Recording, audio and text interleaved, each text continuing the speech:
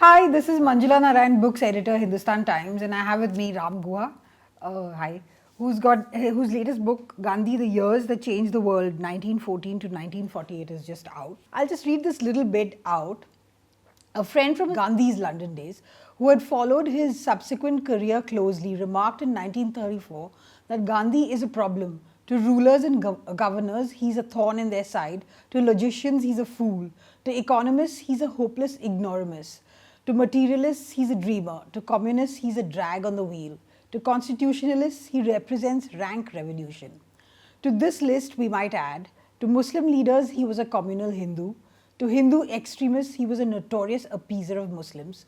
To the untouchables, he appeared a defender of high caste orthodoxy. To the Brahmin, he was a reformer in too much of a hurry. Now, how could a man be so many things to so many different things to different people? Well, I think it's partly to do with the fact that he had his own original views and methods. So, if you look at non-violence, it's different from the constitutional methods of petitioning and appeals which previous moderate politicians like Gokhale had followed. And it's also quite different from the armed revolutionary struggle that the radicals of Bengal and Punjab had undertaken. If you look at his approach to the caste system, he's trying to negotiate his way between Shankaracharyas who defend caste prejudice and Dalits who want the whole system dismantled immediately. So it's so he's placed in a position where he's often seen as too radical by some and too timid by others. But actually he's negotiating his own independent path.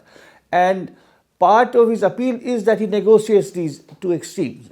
In every, economics, politics, culture, caste, he's negotiating between extremes and forging his own way.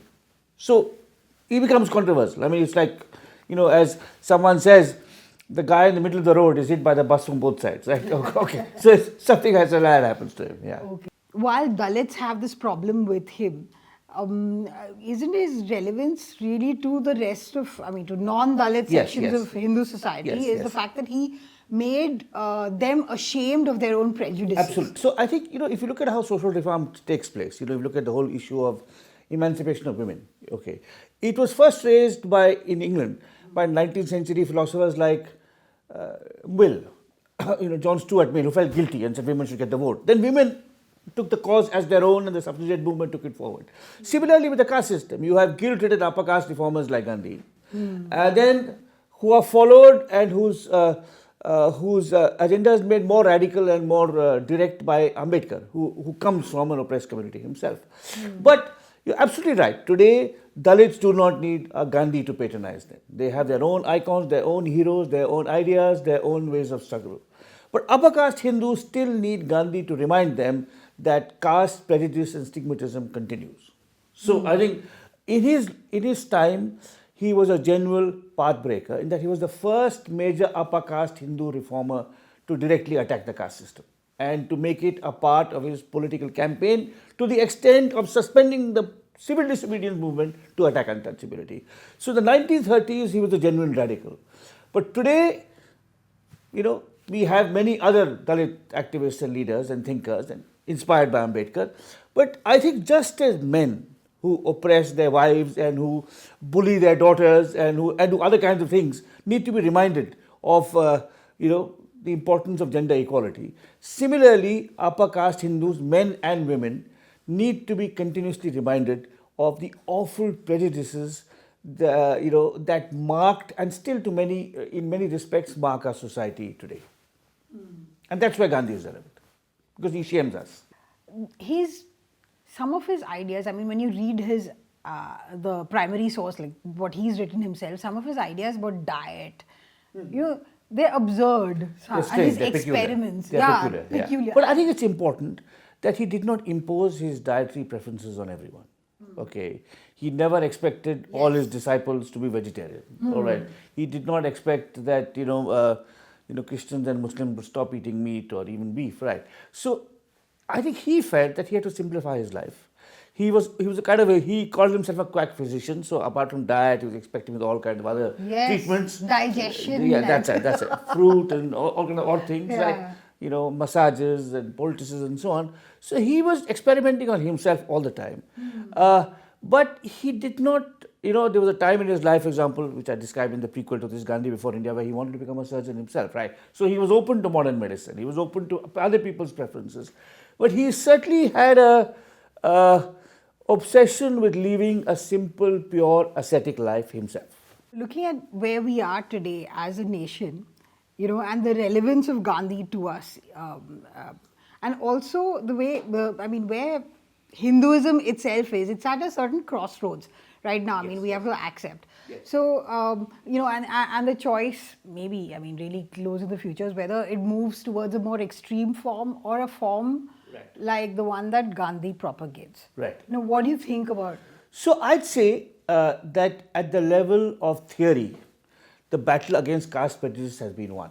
That no one will be publicly defending it, though privately they may have certain views, right? So at that level, the debate that Gandhi and Ambedkar started has won at the level of ideology or the level of practice. It has to be continued.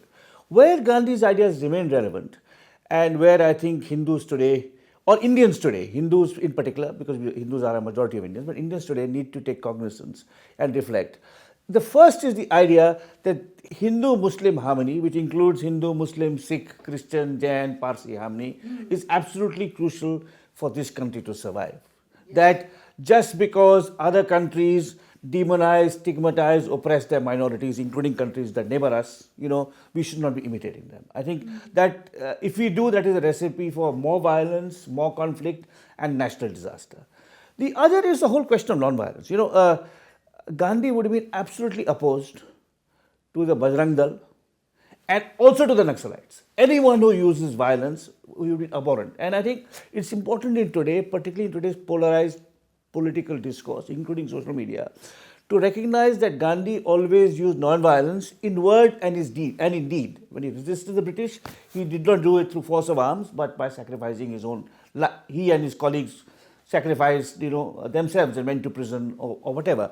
And when he spoke, in all his arguments, he was courteous, civil. He never called names. He never attributed motives. He never said you're working on behest of so and so. So I think non-violence in word and in deed. I think an ability to be open-minded, to take account of criticisms, to respond to them, to change your mind if necessary, to stick your position if you feel so, but to do so in terms that are civil, that are human, that are not, aggressive and abusive. So I think these are some of the things that stay with aspects of his life. There are other aspects too. I mean, I talk right in the end of the book about some of his prescient warnings about environmental catastrophe. And we are seeing some of that too. So, but I would say, clearly no one can follow Gandhi in the extremity of his personal austerities. And no one need to either. I mean, I'd be happy to have a drink, and so should you, or so should anyone else, right? And I think Gandhi wouldn't mind. Good Gandhi wouldn't mind. But I think the moral compass that he provides in a complex, divided society, respect diversity, respect individuality, eliminate discrimination on the basis of caste and gender and religion, and do so patiently, thoughtfully, non-violently. I think these are things that in a large and complex country like India are absolutely relevant. Also, we're coming to, you touch on it in the book, his relationships with his family and his wife. It's again, the dichotomy of a man who wants to do good. Absolutely. But in his personal... Absolutely. So I think, absolutely. So he was courteous and civil in his relations with his political opponents and with the people around him. But he was often impatient, hasty, unfeeling in his relations with his wife and his children. And this improved. I mean, after several decades of married life, Kasturba and he achieved a kind of companionship. He was more understanding of the needs of his third and fourth child as compared to the needs of his first and second child. So he improved rather slowly, right? But I think that is true, that he does in his dealings with his wife and children, he comes across as at his least attractive. And all one can say is that this is often very common in many driven people. So, but still, the people closest to him had to pay a price for his relentless quest to perfect himself and perfect the society around. And, when Hindu right-wingers, support Godse, even today,